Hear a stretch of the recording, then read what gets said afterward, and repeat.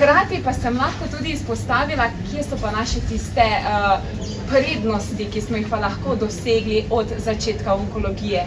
Recimo, da imamo najboljši sistem na svetu glede planiranja, ki deluje tudi na podlagi umetne inteligence.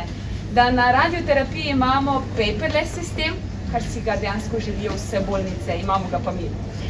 In še tudi druge stvari. In tudi moje sodelavce, ki sem zelo hvaležna za njih.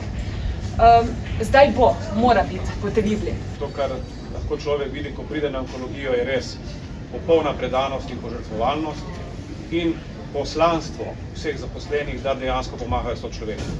In zato vsa zahvala, vse priznanje in moram reči, da je odgovor, ali želimo in potrebujemo to novo onkologijo takoj, odgovor je da. V UKC Maribor sta trenutno dva pomembna projekta, to je izgradnja onkologije in pa infekcijske klinike, poleg nabave linearnih pospeševalnikov.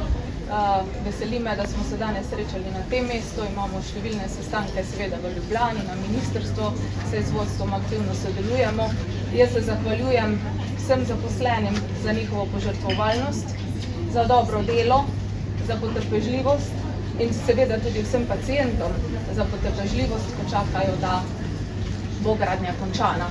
Ti delovni obiski so običajni in so v zadnjih mesecih zelo intenzivni, glede na težave, s katerimi se srečujemo.